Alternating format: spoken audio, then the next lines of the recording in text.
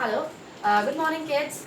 So, yesterday we discussed about economic activities. Economic activities. In that, I told you that three main categories are there. First one is business, another one is profession, business, profession, and the third one is employment. Yesterday we discussed about business. Now today we'll discuss about profession, which is second one. Okay, so let's have a look towards profession. Let's have a look towards profession. So here, first we'll discuss about what is the meaning of profession. We can say meaning or definition of profession. Profession is nothing but, profession means we can say educational qualification,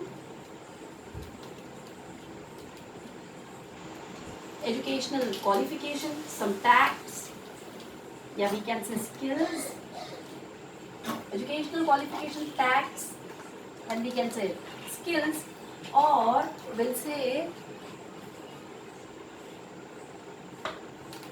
knowledge. Okay, now let's take the example of profession. Profession actual में क्या होता है बच्चों? Profession मतलब एक किसी खास तरह का एक इंसान के पास में होती है एजुकेशनल क्वालिफिकेशन, उस बंदे की उस एजुकेशनल क्वालिफिकेशन के बिना पर उसके पास में कुछ अच्छे अच्छे स्किल्स होते हैं, कुछ एबिलिटीज होती है, इसे हम लोग एबिलिटी भी बोल सकते हैं, कुछ एबिलिटी होती है जिसके बेसिस पे उस बंदे के पास में पर्टिकुलर नॉलेज आ जाता है. Same thing, I'll explain you in English. Profession means what, guys? In some cases, sometimes what happen now, the person is little bit qualified. He is having some kind of educational qualification. Just because of that qualification, the person is having some tax, some techniques, some skills, or some kind of abilities, and along with knowledge. Let's take the example of profession. For example, doctor, teacher, lawyer, or we can say, it's okay, doctor, teacher, lawyer, and engineer. These four are the main professions we are having in our economic activities. ये जो चार categories है बच्चों, doctor, teacher, lawyer और engineer, ये चार categories क्या है कि जिसके बिना पर हम लोग क्या कर सकते हैं कि एक प्रोफेशन को जज कर सकते हैं या एक पर्टिकुलर प्रोफेशन के थ्रू हम पैसा कमा सकते हैं. इकोनॉमिक एक्टिविटीज मीन्स व्हाट कि with the help of these we can earn income or we can earn money and all. So these are the examples of profession. Now let's have a look toward the features of profession. Features of profession. The main and very important feature of profession is aim. Aim means what? What is the main aim and object of particular service renders? They are also known as service renders. Okay, so they are having we can say very common mindset in their minds कि उनका एक aim क्या होता है. For example, a doctor, he has a aim कि मेरे patients जल्द से जल्द ठीक हो जाए. A teacher always a teacher wants कि मेरे जो स्टूडेंट्स है वो बहुत कुछ मुझसे सीख पाए या बहुत अच्छे से मेरे स्टूडेंट्स आगे जाए, तरक्की करें and all. A lawyer, always a lawyer wants कि मेरे पास में बहुत ज़्यादा केसेस आए या मेरा बिजनेस बहुत अच्छे से चले. A engineer wants to construct a building, एक इंजीनियर बिल्डिंग कंस्ट्रक्ट करना चाहता है. तो ये उन लोगों का एम हो गया. जो भी उनका टारगेट रहेगा, जो भी उनका माइंड सेट रहेगा, इस चीज को बोला जाता है उनका एम. ये था मेरा फर्स्ट पॉइंट. सेकंड पॉइंट बन जाता है इसी चीज का मेरा क्वालिफिकेशन. सेकंड पॉइंट है बच्चों मेरा क्वालिफिकेशन. यस, क्वालिफिकेशन के अंदर क्या आ जाती है, जैसे कि एजुकेशनल क्वालिफिकेशन मतलब क्या? Only qualified peoples are becoming doctors, teachers, lawyer and engineer, and those who are illiterate, they cannot provide, sorry, they cannot become a doctor, a teacher, a lawyer, an engineer. They cannot become. एक educational qualification क्या हो जाती है बच्चों कि पढ़ लिख लेने के बाद में ही भाई ग्रेजुएशन हो गया, टीवाई हो गया, फिर पीजी हो गया, मास्टर्स हो गया, जो भी डिग्रीज है, वो सारी डिग्रीज बनने के बाद में बंदा क्या कहलाता है, कोई डॉक्टर बनता है, कोई टीचर, कोई लॉयर, कोई इंजीनियर. जो लोग पढ़े लिखे नहीं है ज़्यादा, वो लोग क्या कर सकते हैं, वो लोग क्वालिफाइड है क्योंकि उनके पास में उतनी क्वालिफिकेशन ही नहीं है. Now financial returns. Next one is financial returns. Now what is financial returns? ये सारी जो चीज़ें होती है, जैसे कि हमें पता है डॉक्टर बनने के लिए बहुत सारे पैसे लगते हैं, टीचर बनने के लिए भी. भाई एजुकेशनल क्वालिफिकेशन क्या है, भाई एजुकेशन में आप पैसा खर्च करोगे. जब कभी आप भाई पढ़ोगे लिखोगे, भाई मेरे को टीवाई में 10,000 रुपये खर्चा हो गए, डॉक्टर बने तब 1 लाख रुपये लग गए, फिर 3 लाख रुपये लग गए, टोटल मेरा पूरा 5 लाख का खर्च हुआ, तब जाकर मैं डॉक्टर बनी हूँ. तो now what is financial returns guys? Once the person is becoming doctor, teacher, lawyer और इंजीनियर, बाद में क्या होगा, एक बार वो डॉक्टर बन गए, now they are having degree in their hands, now easily they will earn financial returns. Okay, जितना पैसा उन्होंने बिजनेस में, सॉरी, जितना पैसा उन्होंने पढ़ाई के ऊपर खर्च किया था, वो सारा क्या सारा पैसा अब वो क्या करेंगे, इजीली उनके उस पर्टिकुलर डिग्री के थ्रू वसूल लेंगे. The next one is capital. Capital means what? Capital होता है बच्चों इनिशियल अमाउंट टू रन और to start your business. Capital is initial amount to start your business, या जिसे हम बोलते हैं भांडवल. कोई भी पर्टिकुलर चीज चलाने के लिए, रन करने के लिए हमें पैसा लगता है. अब यहाँ पे हमारे ये जो 3-4 लोग हैं, ये क्या है बच्चों, ये लोग हैं हमारे प्रोफेशनल बंदे हैं. प्रोफेशनल बंदे हैं मतलब क्या, उनके पास उनका कैपिटल क्या रहेगा, उनकी डिग्री, उनका सर्टिफिकेट, ये चीजें रहेगी उनका कैपिटल. कि एक डॉक्टर है जिसके पास में डिग्री ही नहीं है, वो बंदा खुद, मैं मुंह से बोल रही हूँ कि I am a surgeon, I am a physician, तो आप लोग मान लोगे नहीं. यू विल आस्क कि भाई आपका डिग्री कहाँ पे, आपका सर्टिफिकेट कहाँ पे. बिना डिग्री और सर्टिफिकेट के कोई भी डॉक्टर को आप डॉक्टर मानोगे नहीं. क्योंकि तो चलता फिरता इंसान बता देगा कि यार मैं डॉक्टर हूँ, आइए मैं आपका सर्जन, सीजर कर लेता हूँ, मैं आपका ऑपरेशन कर लेता हूँ, but not like that. Here the capital of professional persons are their degree and their certificates. Move toward the next point, that is registration and membership. Registration and membership. Yes, registration and membership means what?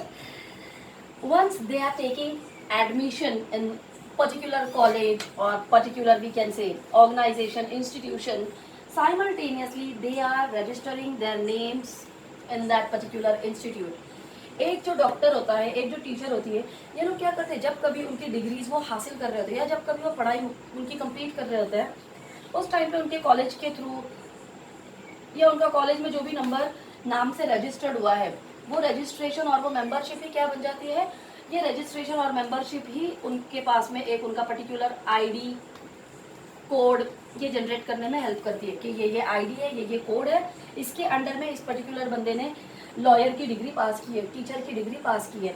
The next one is non transferability. Yes, this is very important point, that is non transferability. For example, I am a doctor, okay, for example, okay, I am not a doctor, but let's take it as an example. I am a doctor guys, and now we are discussing non-transferability. अब हम लोग discuss कर रहे हैं non transferability. अब एक जो doctor होता है, जैसे कि मैं डॉक्टर हूँ, मैं है ना एक महीना भर के लिए, मेरे कजिन की, मेरे किसी फ्रेंड की शादी है, महीना भर में मेरे हॉस्पिटल में हूँ नहीं, मेरे हॉस्पिटल का नाम है ABC हॉस्पिटल, महीना भर में मेरे हॉस्पिटल में हुई नहीं, मैं कहीं तो भी आउटिंग पे चली गई हूँ. अब मैं क्या करती हूँ, मेरे घर में एक, चलिए मेरी छोटी बहन है या मेरा छोटा भाई है जो कि पढ़ा लिखा नहीं, सिर्फ 12th पास है, मैं उसको बोलूँगी एक महीना में शादी अटेंड करके आती हूँ, मेरे एब्सेंस में हॉस्पिटल तू संभाल ले, हो पाएगा? बिल्कुल नहीं. The thing is that it is non transferability. Non transferability means what, कि ये जब बात आ जाती है बच्चों प्रोफेशन की, प्रोफेशन मतलब क्या, कि उस बंदे की जो एजुकेशनल क्वालिफिकेशन है वो सिर्फ उसकी है, जो भी उस बंदे के पास में टैक्स है, स्किल्स है, एबिलिटी है, या जो भी नॉलेज है उसका कि कैसे वी कैन से पेशेंट्स को ट्रीट करना है, या एक टीचर का जो नॉलेज है कि कैसे स्टूडेंट्स को पढ़ाना है, ये नॉलेज सिर्फ एक टीचर ही कर सकती है। या एक पेशेंट को भाई स्टमक पेन है, हेड पेन है, जो भी पेन है, बैक पेन है, हेडेक है, वो सारा दर्द सिर्फ डॉक्टर ही समझ पाएगा। डॉक्टर की छोटी बहन समझ पाएगी क्या? बिल्कुल नहीं। So the thing is that it is non transferable. उनकी जो डिग्रीज है, उनकी जो क्वालिफिकेशंस है, उनका जो एजुकेशन है, वो और किसी के ऊपर ट्रांसफर नहीं हो सकता है, मतलब उनके बगैर वो काम कोई और नहीं कर सकता है। This is 6 point and very important one, non transferability. Move toward the next point. I have to rub it now because I don't have that much space on my board. Okay, move toward the next point, that is next one, nature of work. Nature of work. Now, this is the last point of your, we can say, profession. Nature of work. Okay, now each and every person is having different kind of mindset, different kind of nature. Let's take the example of doctor. है ना, whenever you are going towards doctor, या जब कभी आप एक doctor के पास जाते हो, he said कि भाई आपका सर दर्द हो रहा है, आप बोलते हो सर मेरे सर में बहुत दर्द हो रहा है, he said कि it's okay, you know, tablets low, medicines लो, जो भी prescription लिख के देगा, but after giving that medicines to you, he'll charge some fees from you. वो क्या करता है, फ्री में देगा क्या? नहीं, he is charging some fees from you, और ये जो फीस रहेगी ये क्या रहेगा, यही उसका काम का नेचर रहेगा कि वो आपको बता रहा है कि ठीक है आपको इधर दर्द हो रहा है ना, ये लो ये मेडिसिन खाओ आप ठीक हो जाओगे। एक टीचर है, टीचर टीचर क्या करेगी कि एक स्टूडेंट है जिसको भाई स्कूल में एडमिशन दिलाया है, he doesn't know how to write, how to learn, how to read ABCD. Teacher आपको ABCD पढ़ना सिखा देगी, but in return she is charging fees. वो आपसे फीस वसूलेगी बदले में। तो ये था हमारा नेचर ऑफ वर्क। ओके, आइए अगला देखते हैं।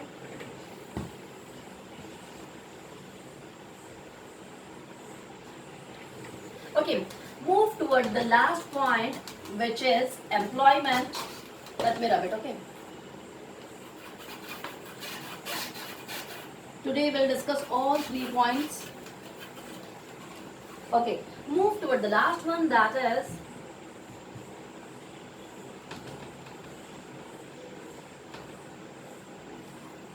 employment. Now, employment means what?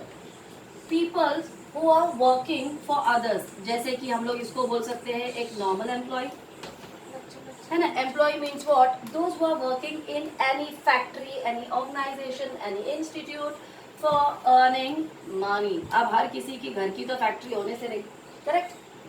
जैसे मेरे घर में फैक्ट्री होंगी नहीं, आपके घर में फैक्ट्री होंगी नहीं, तो but natural we have to go in particular factory के जहाँ पे जाके हम लोग काम कर सकते हैं। आइए देखते हैं कि what are the features of employment. 1 2 total 7 features are there. Okay, um, qualification,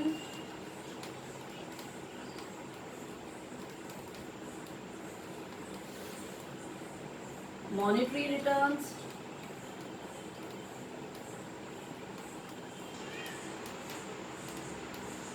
capital, registration,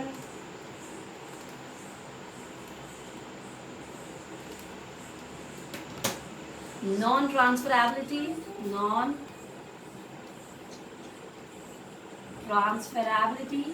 and again the last one is nature of work.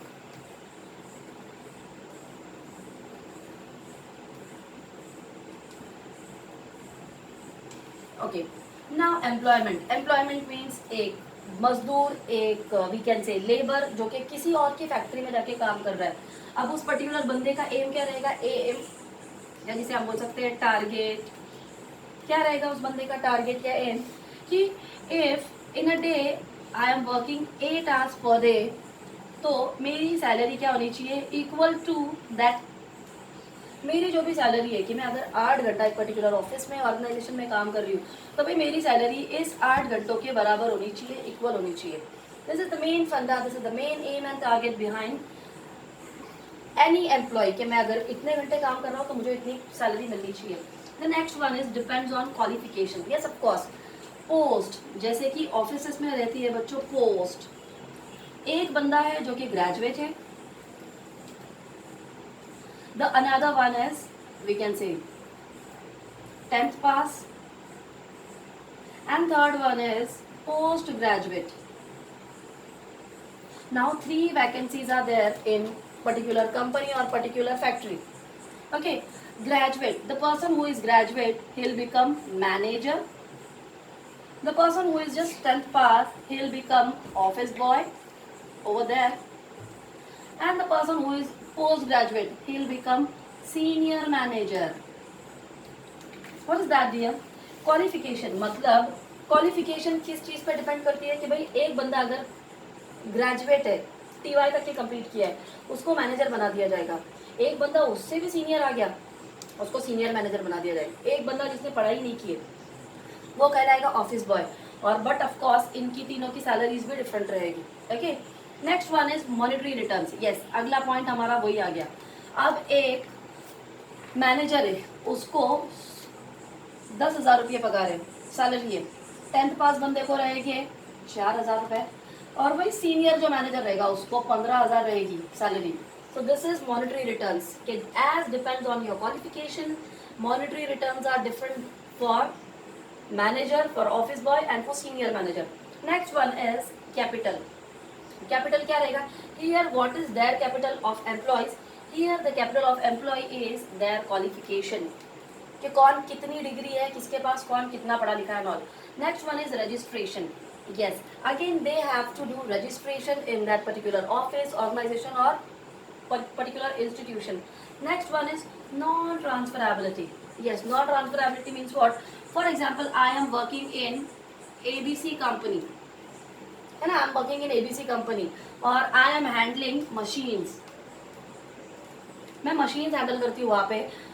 From last few days मेरी तबीयत ठीक नहीं है या मेरा मन नहीं कर रहा ऑफिस में जाने का, तो मैं क्या बोलूँगी, मेरी वाइफ को चल जा तू मेरे साथ ऑफिस में चली जा मेरे एब्सेंस में, या मेरे हस्बैंड को बोलती हूँ या मेरे बेटे को बोलती हूँ. तो in that case it is non transferability. एक ऑफिस जो है, एक ऑर्गेनाइजेशन जो है, उस ऑफिस में कभी मैं जा रही हूँ, कभी मेरी वाइफ जा रही है, कभी मेरा बेटा जा रहा है, कभी मेरी डॉटर जा रही है, तो वो ऑफिस वाले बोलेंगे क्या धर्मशाला समझ के रखिए, कभी ये आता है कभी वो आता है. That's why it is non transferability. And again nature of work. Nature of work means what? Senior manager के लिए jobs and responsibilities are different. For office boy jobs and responsibilities are different, and for manager jobs and responsibilities are different. हर किसी के काम करने का तरीका अलग हो सकता है, हर किसी की क्वालिफिकेशन अलग होगी, उसके बेसिस पे उन लोगों को सैलरीज भी अलग अलग होगी. Okay, that's it for today. Thank you so much.